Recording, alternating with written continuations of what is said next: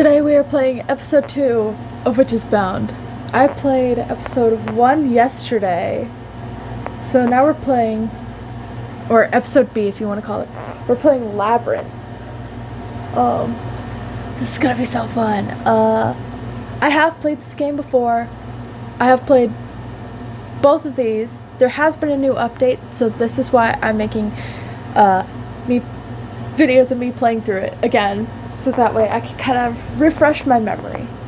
I did lose all my progress, though, if you can't tell. It looks like we've gotten new gallery images that we can get, so yippee! I'm so excited. So let's get on Labyrinth.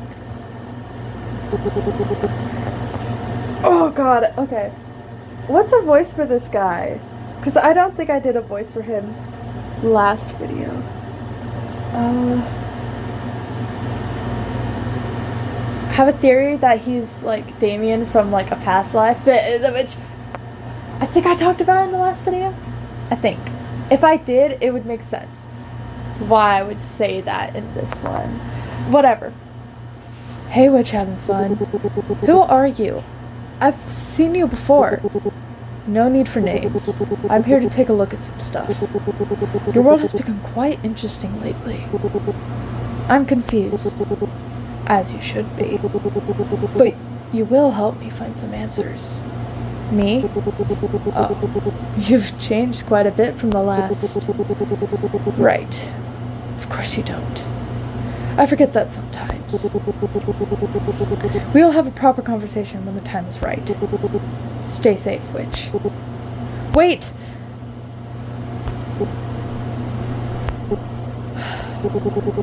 The morning air nips at my skin as I step outside, sharp enough to raise goosebumps.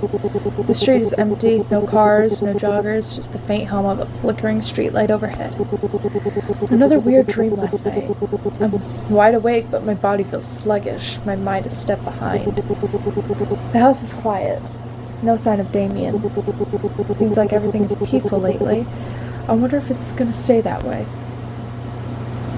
We'll see. I do remember something from this game, which I'm kind of nervous for, because I don't remember. I might just be crazy, but I don't know. I step back inside, heading toward the kitchen, already craving my usual routine of coffee and, oh, nothing. Just coffee and willpower today, huh? June had mentioned some new pastry recently. Maybe I should check it out later, if I could spare the change. I prefer my coffee in comfortable silence, letting the smell chase away the lingering fog in my mind. Then, the front door clicks open. Before I can react, there's a rustle of plastic bags followed by a smooth, familiar voice. I wonder who it is. Morning, Allie. I nearly dropped my mug. Rolling around, I find Damien standing there, grocery bags hanging effortlessly from his fingers. His expression is lazy amusement, as if he expected my reaction. You could try knocking. My voice sounds sharper than I intended. That scared me. He shrugs, kicking the door shut behind him. Why knock when I live here? Plus, my hands are busy. He has a point, though I'm not... I have a stutter. Okay, I stutter a lot, so I'm sorry if I stutter on sentences. He has a point, though I'm not about to admit it. Instead, I take a slow, deliberate sip of coffee, watching as he carries the bags to the corner. Groceries? Mm-hmm. He sets the bags down with a thud, the sound echoing in the small kitchen. I notice the fridge is a little empty. Something twists low in my stomach. Not quite shame. It's embarrassing, really, to have someone else notice the state of our fridge. Part-time work barely covers rent and the bare essentials, leaving little room for anything beyond the basics. I've gotten used to skipping meals or grabbing something cheap at the cafe, but having it pointed out so casually makes me feel exposed. I just don't Eat at home, usually. I mutter, eyes fixed on the safe. Neutral shape of my mug. Oh. Sorry. I mutter, eyes fixed on the safe, neutral shape of my mug, like might shield me from the further embarrassment. Damien arches a brow, his lips twitching like he's firing back some smart-ass comment. Really? You better start. I'm a passionate cook, you know. The statement catches me off guard. I glance up at him, unsure if he's joking or serious. His expression gives nothing away, but there's a glint in his eyes that suggests that he's already made up his mind about something.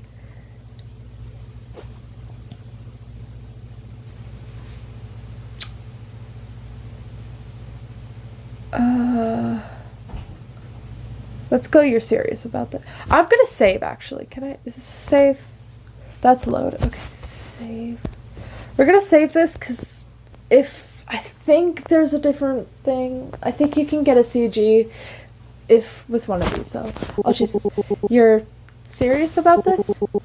You want to cook? For me. I tilt my head like I'm not already internally drafting my will. It's been so long since someone offered to do something like this for me. Something that felt like care, not obligation. Someone's got to save you from instant noodles. Besides, you've never tasted my carbonara. I don't know foods. I don't know how to pronounce that. So, I don't know. It'll ruin you for life. You're not my mom, Damien. Of course not. He leans in, his voice dropping to a conspiratorial whisper.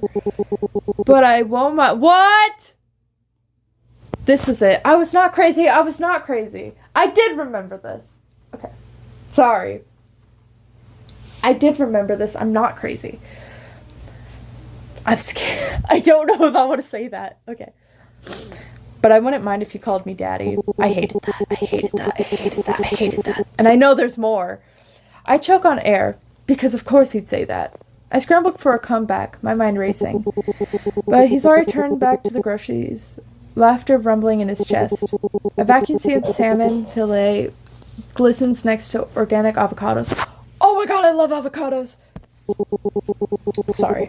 The salmon alone probably costs more than my weekly ramen budget. Fresh berries, dragon fruit, balsamic vinegar? The pasta he's unpacking looks... Sorry. The pasta he's unpacking looks unusual. Imported, maybe?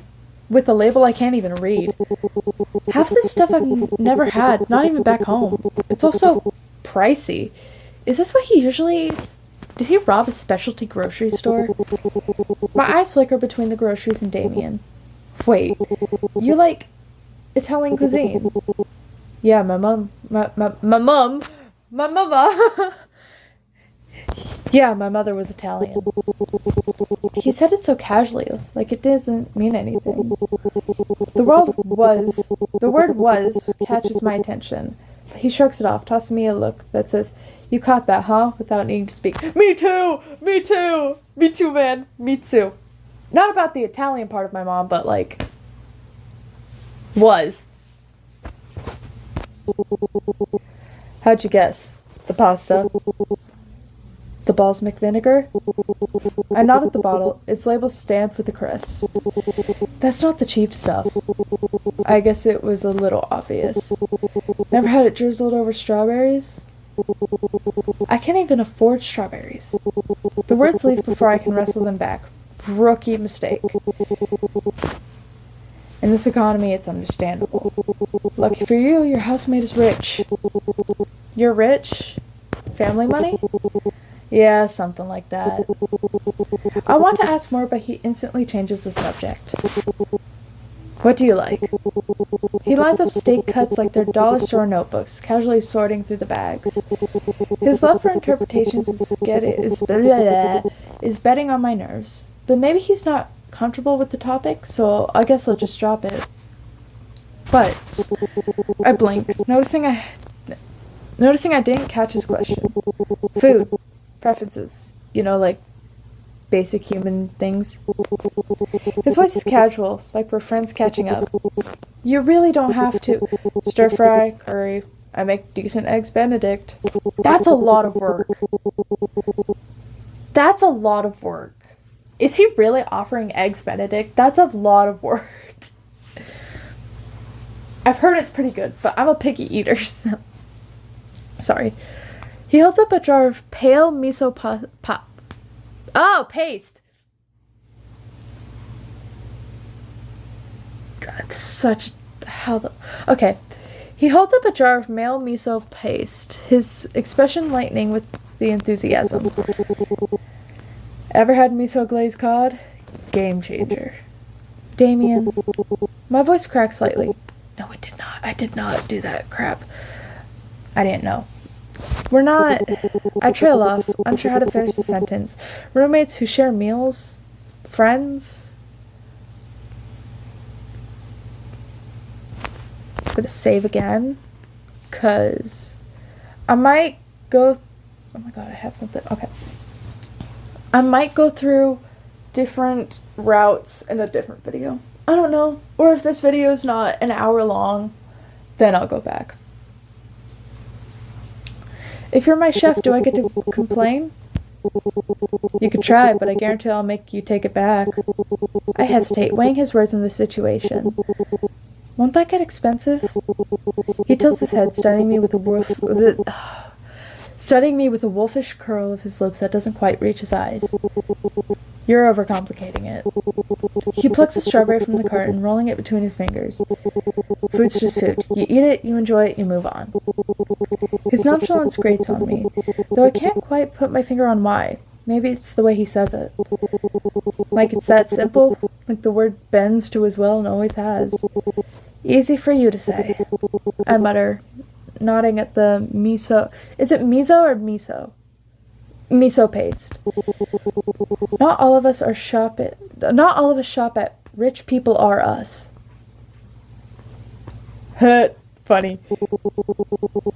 The words come out sharper than I intended, laced with the bitterness I didn't realize I was holding on to. Nothing comes for free. Damien's mouth quirks upward, half challenge, half invitation, as if I've just handed him a new game to win. He sets the strawberry down with deliberate care, like placing a chess piece. Relax, Prince. I never had problems with sharing. Plus, all you have to do is eat my food and compliment my flawless skills. I roll my eyes about the only defense mechanism left in stock. Remember my ego? Yeah, I need that stroked real good. I apologize for me being like this. Remember my ego? Yeah, I need that stroked real good. The words hang in the air, heavy with double meaning. I made a TikTok about this, how I caught on to that double meaning a little too quickly the first time I played through this. My tongue pressed against the back of my teeth. Of course he'd say that. The type toss crumbs to stray cats just to watch them follow. You are the best man on earth, the kindest of them all, the handsomest angel. Stop that.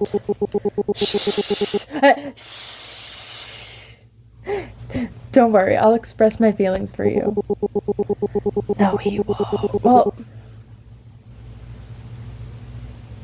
depends on the implications of what he means with that. His voice is dripping with mock sincerity, and I can't help but let out an exasperated sigh. It's not fair. The words come out smaller than I mean them to. You just moved in yesterday. Yeah, and your pantry looks like apocalypse. Yeah, and your pantry looks like apocalypse storage.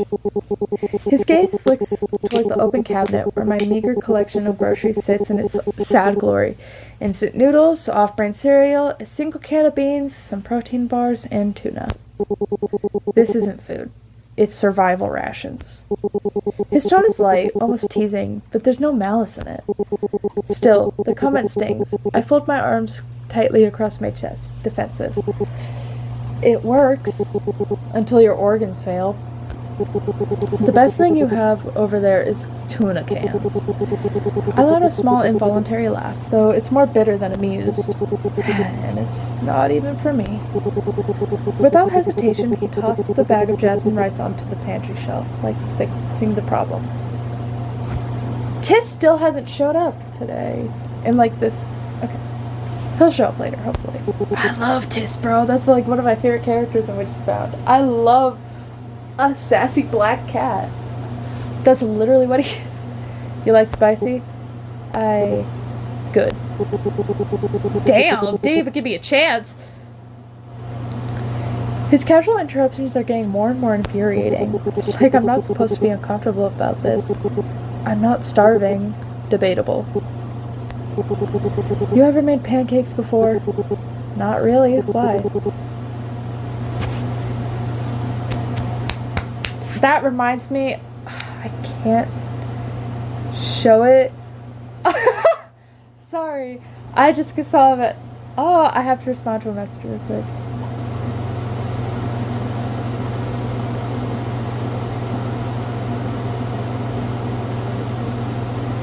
I can't type. Till now. There it is. Okay.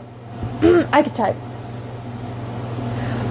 If anyone has played Mushroom Oasis or watched a playthrough of Mushroom Oasis, we all know he has a sprite where he does like the hand behind the neck and the little like sticking his tongue out. That's what it reminds me of. I love when people do their sprites with that. It's so cute to me. Because you're helping. Again, with the same tone as if it's the most obvious thing in the world. Like he's already decided this too. In my opinion, it's just a formality. Alright, I can help. I forgot to save! Can I? No. Okay, whatever. It's not a big deal. His features light like he won some kind of battle, and before I know it, a mixing bowl is in my hands. What? I don't remember this. Why am I being called a good boy? I just met you yesterday, sir. Okay, I'm not even gonna say that. I'm not even gonna read that.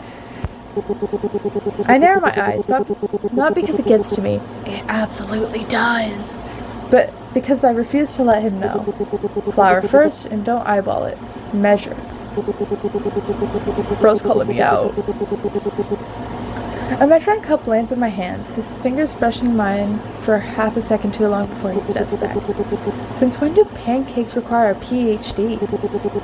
I mutter, but I scoop the flour anyway, the powder puffing into the air like edible smoke. Since always. He leans against the counter, arms crossed, watching me with that infuriating half smile. You think Nona would tolerate lumpy batter? Now you're starting to flex Italian? I didn't start flexing yet, Prince. He moves around the kitchen with an ease that should be illegal in the morning. I sift the flour, don't overmix, let the batter rest, easy enough. Except his presence lingers, filling the kitchen with an energy that's impossible to ignore. We let the batter rest for a few minutes while he prepared the strawberries. Every time I reach for something, he's already there, handing it to me before I can ask. Every time I hesitate, he leans in just enough to watch, not enough to touch, but it's distracting. Too distracting. He walks me through the steps with infuriating calm, as if he doesn't notice how hyper-aware I am of every single movement. What? Thicker. I don't like that.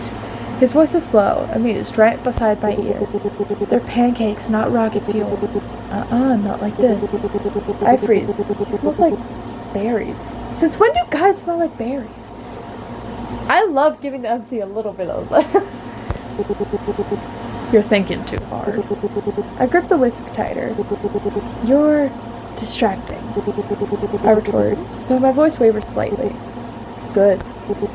His lips curve, barely suppressing amusement as he reaches around me for the vanilla extract, his chest briefly pressing against my back. Means you're paying attention. Paying attention to him or the task? Hardly the latter. His chest is so close to my back now I can feel the shift of his breath before he even speaks again. I don't like how... Okay. Just like that. His fingers brush mine, steering the whisk in slow figure eights.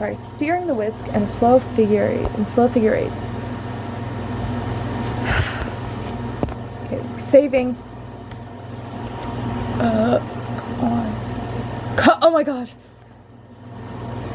I'll play along. His touch is firm but gentle, and it sends a shiver down my spine. We got another CG chat. His hand tightens over mine, warm and steady, and for once I don't fight it. There you go. His breath goes over my ears, softer now, the teasing's edge sanded smooth. Slow, like you've got all the time in the world. Why are you... Shh. I'm not good at dialogue, if that wasn't obvious. His thumb brushes my knuckle. Damn. Damn what? His voice is a rumble, closer than before. I think we should give the pancakes I think we should give the pancakes names now. What?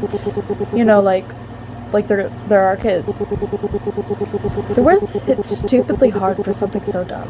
For a wild second, I seriously considered throwing something at him. His laugh curls through the air, long velvety. You're insane. I managed, my voice strangled. Insane? Nah, visionary.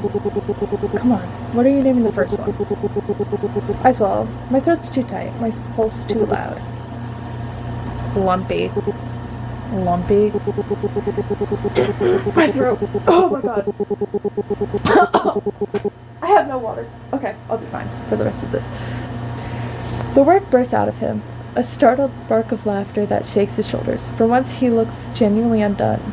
The carefully crafted smug bastard's mask slipping. Cruel. And here I thought you'd go for Damien Jr. Hell no, never! Only... Only if you want child support. Careful, Prince. His voice dips, scraping rough over the word Prince.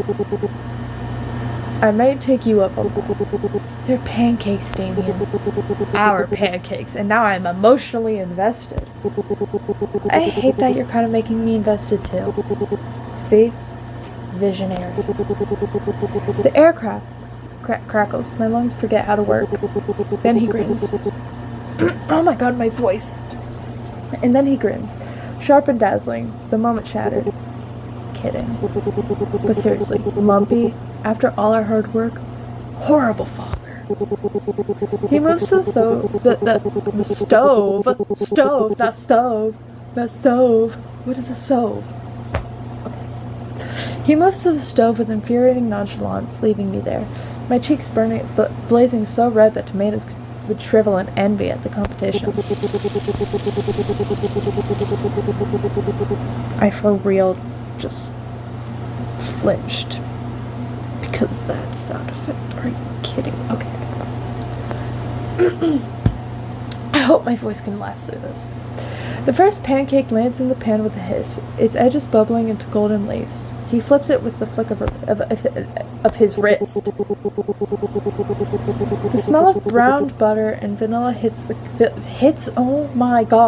fills the kitchen. Thick and sweet, enough to punch through my defenses.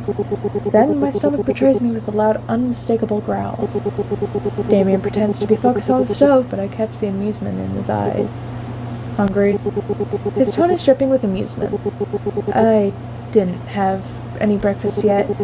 He plays the pancakes with practice ease, stacking them into a tower that wobbles slightly. Oh my god, it looks so good! I don't even like strawberries! Anyway, another image to the gallery. Sorry. He layers them with fresh strawberries and cream, like he's done this 1,000 times. The pancakes are finished too quickly, flawless, annoyingly flawless. Damien steps back, admiring his work with a satisfied smirk. Done. He declares as if just unveiled a masterpiece. And maybe he has. The pancakes are golden and crisp at the edges. I can almost taste them. Alright, taste test. He smears a bite on his fork, a single strawberry burns, but balanced precariously. He holds the fork out to me, waiting. I back up instinctively, my hands coming in a defensive gesture. I can... Come on. Get back, woman! Sorry. He steps forward, cornering me against the counter. Apologize to your son. The fork hovers just in front of my lips and I hesitate. My brain trips over itself trying to reboot. His eyes flick to my mouth, then back to mine, and for a moment the air between us feels charged. I lean in, of course. He shifts the fork just out of reach, his eyes glinting with fox-like mischief. Closer. His voice is low, teasing command. Is a low teasing command, sorry. Damien. I protest, but he's already leaning in, his free hand settling on my waist to steady me. My brain short circuits. Get back, woman! Oh, my butt. Oh, fuck. My jaw popped. That hurt. Okay. You'll drop it. Too close. Too much. But the bite smells like heaven, and I haven't had homemade food in forever. I'm gonna save it just because I think, if I remember correctly, there is a, what is it? It's like a point system, almost. Oh my god, my ear. Okay, there's like a point system, if I'm right. What is it? Crap. I forgot what it's called. Intimacy level point thingy. We'll take the fork for now. I say we go for 7. Because I love it so much. Sorry. My hand snaps up, closing over his wrist. The move is quick, deliberate. My fingers firm, but not unkind. I've got it. I pluck the fork from his grip, my pinky grazing his knuckle. How rude. He leans back and crosses his arms. So how is it? It's fine. His thumb brushes a smudge of cream from the corner of my lip. Liar. My breath catches in my throat. I snap back like I touched a hot stove, but it's already too late. The look he gives me, like I've already proven a theory he was certain from the start. He chuckles and hands me the plate. Eat, Prince. His tone softens, the teasing edge giving way to something quieter. Don't worry about anything. We should take care of each other. We live in the same house. The words settled between us. Weighted and too loud. I stare at the plate, my throat tightening. I need water. Take care of each other. Then his phone buzzes loudly on the counter. On the counter, shattering the moment. Saved by the bell. He mutters, snatching it up. Gotta take this. He's out of the kitchen before I can reply, leaving me alone with the half-eaten pancakes and the ghost of his fingerprints on my wrist. Damn! How hard was he gripping that thing? How hard was he gripping them? Or am I just stupid? Okay. I slump against the counter, exhaling sharply. Project. The word gnaws at me. Is that all this is? Him playing chef? Me playing, what, a charity case? I slip away to my room. I should get ready for that other project. My phone rings with a notification. Oh, I love her. Oh, I didn't even realize her profile picture. That's so cute. Oh, June's profile picture is so cute in this. Hey, Ellie, look at this. I want those cookies so bad right now. I want cookies.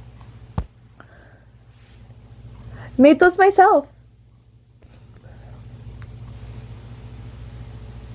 Well, you made those? They look amazing. Load. I'd offer you some, but you might have to actually leave your cave and socialize. Kidding, but seriously, come try them sometime. You won't regret it. Definitely. I should feel lucky, but instead I just feel tired. I sigh, locking my phone. Yet again, I'm saying what someone wants to hear. I fumble with my backpack straps, adjusting them as I step into the kitchen. The faint scent of coffee lingers in the air, mingling with the buttery aroma of the pancakes Damien made earlier. He's still wandering around the kitchen, rearranging things with quiet efficiency that suggests he's settling into the space according to his own logic. You're going somewhere? Got community work today. Damien's eyebrows lift slightly. Community work? And some extra credit project. Cleaning up old houses or something. That's interesting. Where exactly is this happening? I shrug. Some old neighborhood across town. Why? Just curious. His smile returns as he leans against the counter, arms crossed. Sounds like a unique way to spend a weekend. Are you sure it's necessary? Old houses can be dangerous. More like a waste of time, but credits are credits. I mutter, zipping up my backpack with more force than necessary. We've hit the 30-minute mark. We have 30 minutes to finish this day. I'm trying to make this at most exactly an hour, so I can also do some stuff on TikTok with these, because my last one I couldn't do anything with on TikTok. Damien nods, his eyes following my movements. You know, there's always places I'd avoid. Be careful, Prince. His voice drops, almost a whisper, especially with old houses. Well, good luck out there. There's a pause, the air between us thick. See you in the evening. I pause at the doorway, glancing back. Something in his tone catches my attention, but his expression remains friendly. Thanks. I hesitate for a moment, my hand resting on the doorframe. Maybe I should pick up some pastries if I have the time. I could thank him for the pancakes. The thought surprises me, but it feels right. I smile slightly and wave him goodbye before walking out the door. The streets are nearly empty, just the way I like it. Solitude gives me space to think, to mentally prepare for the headache that is group work. I've never been fond of collaborative events. There are always people who don't pull their weight, leaving others to pick up the slack. It's exhausting, and today promises to be no different. A short bus ride later, I step off at my stop, the map on my phone guiding me into a unfamiliar part of town. The neighborhood feels like it's been frozen in time, but definitely well kept. Oh, what the fuck is that smell? I'm crazy. Okay. I'm looking for a church, a landmark on the way to the abandoned house that's today's project site. When I finally spot my destination, I slow my pace. Here we are, chat. Beautiful house. I love this house, design. It's so pretty. The house stands like a forgotten relic, its once grand facade now faded and covered in ivy. Crap. Weeds choke the front yard, and the windows, though intact, are grimy and dark. Sorry, my throat is killing me. A group of students is already gathered near the entrance, chatting and laughing like they're at a social event rather than a work project. I take a slow breath and step forward. That's when I noticed him. SEVIN! Ah! If you can't tell, I have a favorite in this game. SEVIN, the guy from the cafe. His mess of blonde and red hair is unmistakable, strands falling lazily over his fair features. He's standing apart from the group, scrolling through his phone with an expression that screams disinterest. His posture is relaxed, almost too casual, like he's already mentally checked out. He notices me before I decide to do anything and walks up to me, his hands shoved into the pockets. Didn't expect to see you here. His voice is low, almost bored.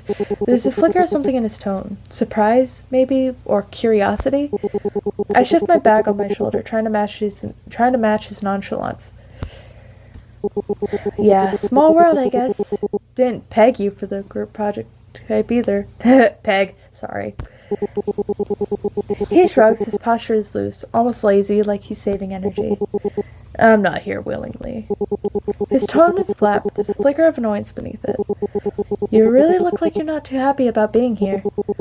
A slow, exaggerated sigh escapes him, and he runs a hand through his hair, the strands falling back into place like they've been trained to defy order. And you? Are you here to work? I glance at the group still huddled by the porch, laughing, barely paying attention. No one seems in a hurry. Not like I had a choice. SEVIN raises an eyebrow, scoffing softly. Figures, no one actually signs up for this willingly. Still, nothing worse than people who act like they're forced into things when they had plenty of chances to say no. That stings. I frown slightly. It's not like that. Crap, did I mess up?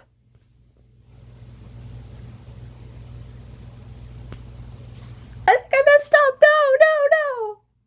SEVIN tilts his head slightly, unconvinced. Sure. There's another pause, longer this time, and I could feel the weight of his gaze on me. It's not uncomfortable exactly, but it's intense, like he's waiting for me to say something more. My gaze drifts to the darkened windows of the house. You ever been inside? No, it looks like it's seen better days, probably full of spiders and bad vibes. Charming. He exhales through his nose, his lips curving into something almost smug. You scared? No, I've survived worse. My voice is steady, but there's a flicker of defiance in my tone. I don't want him to think I'm rattled, even if the house does give me an uneasy feeling. Bad vibes and I get along fine. He seems a little surprised, his eyebrows lifting slightly before he shrugs. Sure, suit yourself. I notice there are several adults, likely from the charity organization. Oh, I don't have a voice for this. Alright guys, we've got a lot of work ahead. 7 rooms and the attic to clean. Everything you need is in the kitchen. Break into pairs and try to get most of the garbage out. Please be careful and don't hurt yourselves. I just gave him the voice because I don't think we hear from them again. We all head to the kitchen. It's cramped with everyone squeezing in, grabbing supplies. Some boys even ask SEVIN to join them, but he just shrugs them off. I'll check out the other rooms in the basement. He says it offhand, like the matter's settled, and walks away without waiting for a response. The others look confused, exchange glances, but the leader just waves it off and starts explaining. The house belongs to the church. The priest sent his son to look around, just let him be. That's kind of rude, but who am I to judge? Everyone else quickly pairs up, chatting as they divide the tasks. I stand awkwardly back at the door, my hands clutching the straps of my backpack. I guess it's no surprise no one's rushing to partner with me. The leader finally looks away, her expression softening slightly. I'll take the attic. I say it quickly, trying to sound confident, but my voice comes out quieter than I intended. Are you sure? Yeah, I'm sure. I grab a broom and head upstairs. The stairs creak under my weight, each step echoing through the empty house. Okay, I love this part. This is fun. I like this one. I saw a sneak peek of, I got 2 spoilers of what the next, what the new update is about. It has, and we come back to here, I think. I think it's what happened. I think we come back to here. I'll be playing that update for the first time. The midday light filters through the dirty windows, casting long, jagged shadows on the walls. The air feels heavier the higher I climb, thick with dust and the faint scent of decay. The attic is messy, but not as bad as I expected. Dust hangs in the air, making me cough. Boxes of old books, clothes, shoes, and furniture are scattered everywhere. I take a deep breath and start with the books, rearranging them into neat stacks. Each one is heavy with dust, and I sneeze a few times. The sound sharp in the quiet space. As I work, I uncover a doll with one missing eye, its face half buried under a pile of clothes. Its remaining eye stares up at me, glassy and unblinking, and I set it aside carefully, avoiding its frayed seams. Someone must have loved this once. Or hated it. The thought lingers in my mind as I continue cleaning, the attic slowly taking shape under my hands. The silence is almost comforting. It's almost comforting. Broken only by the occasional creak of the floorboards or the distant sound of laughter from below. I guess they're having fun. The piles start to shrink and the attic looks a bit more organized. I wipe. The music suddenly kind of going a little bit quieter scared me. I wipe the sweat from my forehead, feeling strange satisfaction. I'm doing a good job here, I guess. Why no one checks up on me, though? I might as well do nothing and no one would notice. Ah, yes! Oh, okay.